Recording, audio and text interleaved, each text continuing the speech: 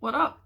It's actually the day after I posted my last video. I filmed and posted that last video yesterday. So it is the 31st, March 31st, Tuesday, I think. I don't know, I'm not looking at the date. I've been at the house for 2 weeks. I have notes. Went into this with a plan for once in my life. Also, ignore my huge 5 head. I didn't feel like doing something with my bangs because they really need to be cut, but you know, I'm not even gonna mention everything going on in the world right now just because I don't want to talk about, I say I don't want to talk about negativity, but the topic of this video is like really freaking negative. So yeah, I mentioned yesterday when I was talking about all of my new piercings and tattoos and stuff that I had like a half sleeve cover up situation going on, which it goes all the way up here. As you can see, I get a little Totoro face going on. You can see what's being covered up. Like, it's very obvious, like, what is being covered up on my arm is this blob here and these blobs and this blob, and yeah. So it's only had the first session done. Duh. That's why it's only line art right now, but it's already, you can already tell it's gonna look way better. But I wanted to tell the story of the original because the story has been going on since late October, early November. Because I got another tattoo right around the same time, and that's kind of how I was like in a tattoo like getting phase at the time. I have a Jack Skellington watercolor piece on my calf. I'm not going to show it right now because, like I said, it's on my leg. So, again, filming on my phone. Same shiz as yesterday, so it's probably not going to look that great. Don't care. I just really want to talk. I'm home alone. My fiance's at work because he's an essential employee and I'm not, so I'm at home. But yeah, I have my notes here. I'm about to go over those. So let me start off by saying I'm not going to mention the name of this tattoo artist. I'm not going to say where his shop is. I'm not going to say the name of his shop. Okay, I'll say where it is, but I'm not going to say the name of the shop. I'm not trying to bash this guy. I'm not trying to get him shut down. I'm not trying to say he's a terrible tattoo artist because I've seen his work. He's stunning work. Like, he has really good work when he's in the right mindset. So another girl started at my job shortly after I had gotten the piece on my calf, and I went to my regular tattoo artist for that. I go to a shop in Hattiesburg, Mississippi. They're phenomenal, amazing. I'm going to the same girl to do the cover up on this right now, so I trust her a little more. But I was talking to this new coworker of mine who works in a different department than me, and she has a lot of really, really good tattoos, mostly on like her arms. And I was asking her, I was like, where did you go to get them? Like, who did you go to? Were they around here? Were they in a different state, a different country? Because she had lived somewhere else at a different point. And she told me that the guy she went to was in Hattiesburg, which is where I usually go to get my tattoos, is a place in Hattiesburg. So I was like, oh, really? That's awesome. Like, can you hook me up with him? She's like, okay, well, let me tell you, he's actually got a deal going on right now. This should have been my first red flag. He had worked at the shop that I go to. He used to work there, and I didn't know that until she told me. And I was like, oh man, that means he's good. Because usually I do my research. Before I get a piercing, before I get a tattoo, I do my research. Because I know how important that is. And I don't want shoddy work on me anymore. I take pride in my tattoos because I have really good ones. I will say that. I do have really good tattoos. This was my first big mistake. She said that he was doing a deal right then where he was calling it artist choice, and so I messaged him. I was like, hey, had somebody tell me about your artist choice situation and I'm interested. What it was he had some paintings he had done. They were like silhouettes of female bodies done in kind of like an abstract way, and I thought they were nice. Really, I just wanted another tattoo. That was me being stupid. And it was like $60 to get one. And I know any of you that know about tattoos out there are all screaming at me right now, like, why were you going to go somewhere that was only going to charge you $60? He was trying to get his shop open. Like I said, he used to work where I go. I had seen his work. I knew he was good. I knew he was licensed. I knew whatever. He was just doing some kind of special thing to get his art that he wanted to do out there for $60. So I was like, screw it, I'm gonna do it. So, second red flag, after I was talking to him on Snapchat, he told me, hey, just go ahead and cash at me the $60 and I'll see you on so-and-so day. So I was like, it's kind of weird that I'm paying up front before I even meet the guy. Whatever, it's $60. Here we go. So I paid him, pardon me for digging in my eye. Haven't worn my contacts in like a month, so they're kind of acting weird. That's when we get into my notes, because this is the notes of every time that I went to see him. So the first day that I went for my actual appointment, what time was my appointment? I think it was at around 10 that morning. It was either 10 or 11 in the morning, because that's usually when I would schedule my appointments. So I get there, shop's closed. He says he doesn't open till 1, but I knew he'd been taking appointments before his actual opening time. So I message him, didn't hear back. Waited about 45 minutes, didn't hear anything. Message him again. Message my friend, my coworker friend, who had gotten me in touch with him, was like, hey, I can't get in touch with so-and-so. What's up? Can you give me his number or something? She gives me his cell phone number. I try to text him. I try to call him. I end up waiting 5 hours. I stayed in that town for 5 hours. I don't live there. That's an hour drive from me. And so I was like, okay. God, what is in my eye? Ugh. Hurts. So, he finally messaged me back. I ended up going to the mall or something and was like, oh my God, I'm so sorry. You know, my kid's been up all night sick and I overslept. You know, I'm so sorry. I feel so bad. And I was like, oh man, no, it's cool. Like, I was super patient throughout this whole thing. Let me just tell you, I didn't know I could be that patient. So he's like, you know, I want to make it up to you. He's like, I'm going to double your time. I'm going to let you get whatever you want. You know, I got to make this up to you because you've been waiting on me for so long. I was like, nah, man, you don't have to do all that. And he's like, well, I'm going to give you 5 hours. 5 hours of tattoo time. Okay, cool. I was like, all right, fine. That's good. So I think I rescheduled within like a week or 2 later. I don't remember. And that was when I had my first session with him. First time meeting the guy, you know, he was super chill, but something was kind of off. Like, he's super nice. His shop's super clean. I'm not going to say he was like violating any kind of like sanitation issues or anything like that, because he wasn't. I never got an infection, nothing like that. So the first session was, I don't know how well you're going to be able to see it, but you see it just fine because it's huge. And this part right here and these 2 little soot sprites, which is what they're supposed to be, he did the outline for. I had a bad feeling when I left that day after he finished the outline on this, because you can see the face. It's all warbly and weird, and this is also stolen artwork off Google.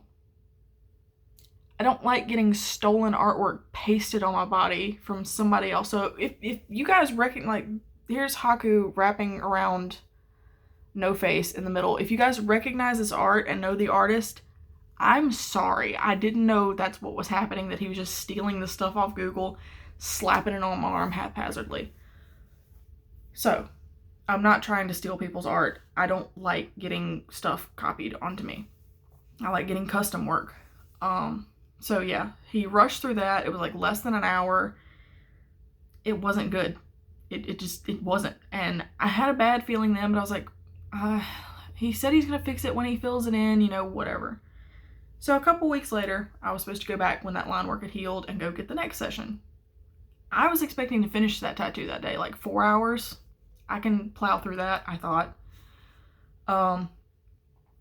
So I go and I get there and the door's locked again. I'm texting him. I can't get up with him. Somebody else shows up. They're waiting to finish a session. He's not answering them either. He finally texts me back and he says he's sick with the flu. Now, please remember that he told me he was sick with the flu, because that is important and does come back later down the road. So whatever, a week or so later, this was all like back to back to back. A couple weeks later or so, I go back in. I have an appointment for 10 a.m. I do remember specifically it was 10 a.m. was when I was supposed to be there. I walk in and he's got a guy back there. He's doing a stencil with. Okay, I didn't think he had anybody before me. Really didn't think he'd take walk-ins that early in the morning either, considering his shop wasn't open. Well, this guy wasn't a walk-in. He had an 8 a.m. appointment. Who in the hell takes 8 a.m. tattoo appointments? I don't know any tattoo artist or tattooist that does 8 a.m. appointments. If you do, you do. Whatever. But that was really unusual for this guy, considering he stays till like 10 o'clock at night. He's the only artist at that shop. It's his shop. So he was like, hey, this guy's appointment was at 8 a.m. He's like, but I'm about to get to you. I'm like, nah, man, if his appointment was at 8 a.m., I'm not going to make him wait to go after me, because that's just not right. I was like, I'll go finish my Christmas shopping. It was getting close to Christmas at this point. If that tells you how long this has taken, it started in like the beginning of November and we're already close to December now. If not already in the beginning of December. I can't remember the exact dates. I had text messages and stuff, but I got a new phone, like I said. Don't have that stuff anymore. So I come back at 12 o'clock. He told me to come back in a couple hours, that it wouldn't take that long. I get there about 12:30. He had just put the stencil on this guy. He had just put the stencil on him and he was laying him down on the table when I walked in. I was pissed. I was going to wait it out. Whatever. I was like, okay. He said it would take a couple hours. I can sit here for a couple hours and chill. I had worked the previous night. I worked graveyard shift from midnight to 8:30 in the morning. So I had been awake all night, which is not good when you get a tattoo to be awake all night. That was my stupidity. Takes him about 5 hours to do this tattoo and he doesn't even finish. The guy kind of starts going into shock. He's like jolting and jittering all over the table and he's like, no man, I'm just cold. So he had to make him get off the table. He's like, come back in like 3 weeks or a month and I'll finish it up for you. So that guy leaves. He finally starts on the stencil for the bottom part down here, which is the Haku wrapping around no face. This is a Studio Ghibli tattoo, by the way. I'm getting Spirited Away and My Neighbor Totoro. So it's about, I think it was like 5:30. It may have been a little earlier than that. The guy leaves, they start the stencil, and this is when I learned something else about this guy. Trigger warning out there for people. This is going to involve grooming allegations and I'm not going to say pedophilia. Kinda. Like, that's kind of where this goes. It's nothing, like, super crazy bad or anything. It's bad, but not, like... Let me just explain. So, his girlfriend was in the back. This guy's 28 years old. He's the same age as my fiance. He's 28. His girlfriend was 16. Fiance, I'm sorry, his fiance, that's what he was calling her. Fiance was 16 and in the back room. Her teachers come in, 2 of her teachers, because she's not been to school in like a couple weeks or something. And they go back there and they talk for like an hour or so, and I'm sitting with his apprentice. Yeah, he's got an apprentice. Super cool guy, super sweet guy. Nothing against his apprentice at all. And his apprentice's mom was there, weirdly enough. So I was talking with them for the couple hours I was there, and I was like, I'm gonna wait it out, see what's going on, but, So, they finally come out and they're like, hey, we'll be back in a little bit. She's crying, something went down, they left. I don't know where they went. Then they came back, like, 45 minutes later. It's getting really late at night at this point. I've been awake for over 24 hours, well over 24 hours. I had the stencil on my arm this entire time. Like, he stenciled me and then left. He claimed they were trying to get him arrested again. Yeah, again. For something. I don't know. I was kind of trying to stay out of it because I don't know these people like that. And it was fucking weird. There's no other way to put it, but it was fucking weird. So I'm in the chair about to get tattooed, and I look at the apprentice's mom, and I was like, hey, I'll just come back later. Like, this... I've been awake for way too long. I've been here way too long. And she's like, you've been so sweet. I would have blown my lid at this. She's like, oh my God, yeah, we'll get you in tomorrow. So I watched them write down my appointment. They had a big dry erase board with all their appointments on it. write my name down for 4:30 the next day. They have me scheduled. So, the next day at 4:30 p.m., I'm the only one there. So I'm thinking, okay, maybe things have calmed down. Maybe everything's cool. So, I come back in. You know, we get the stencil put back on. It wasn't completely off from the night before, so they just kind of had to redo it. Sit down, and he starts tattooing. Suddenly, the guy from the day before that he was tattooing that had started going into shock came back. And I was like, okay, I don't know why he's back. He said to come back in like a month to finish the session. And then a bunch of other people started coming in, like backed up appointments for like weeks. And I'm just sitting there like, what in the hell is happening? So he's tattooing me, whatever. He's using a new machine he's never used. It's called a rotary. If you know anything about tattoo machines, you'll know what that is. I don't know anything about them. I just know he told me it was a rotary and he had never used one before. So he was using that.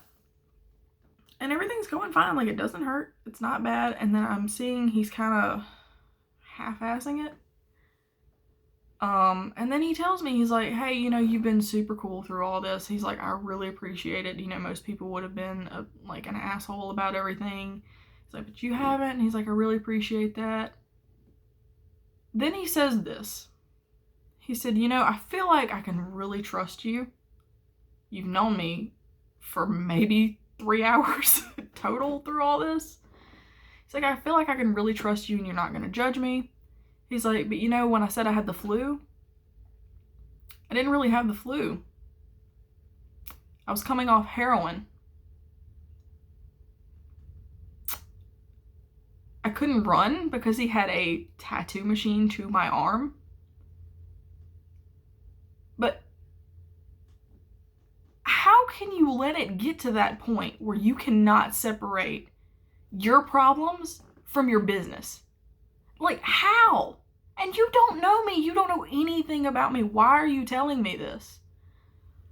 So, then guy from the night before comes in and sits in the room with me while I'm getting my tattoo. I didn't get asked if that was okay with me. Nothing.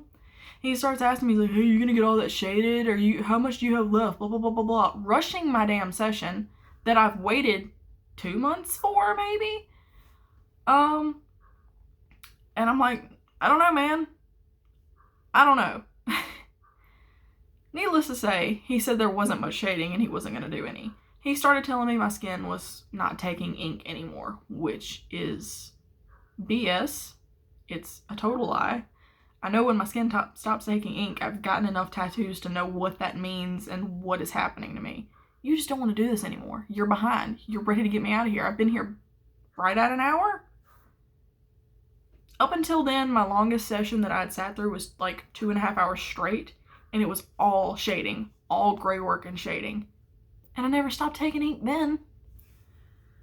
Anyway, so I get out of there. He wraps me up in this really cheap Sanoderm, which, if you don't know what Sanoderm is, it's like that clear plastic sheet that you'll see some people wearing over new tattoos. It kind of looks like saran wrap, but it's sticky.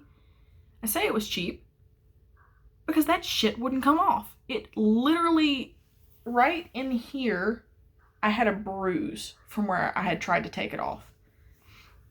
I didn't put it back on. I went back to healing it the way I usually did, and it looked like garbage. If I can find a way to insert a picture here, if I can find some, I will try to show what it looked like before I got the cover up started. So I started talking to my fiance and some friends at that point. I was like, I don't know what's going on, but there's no way I can let him keep tattooing me.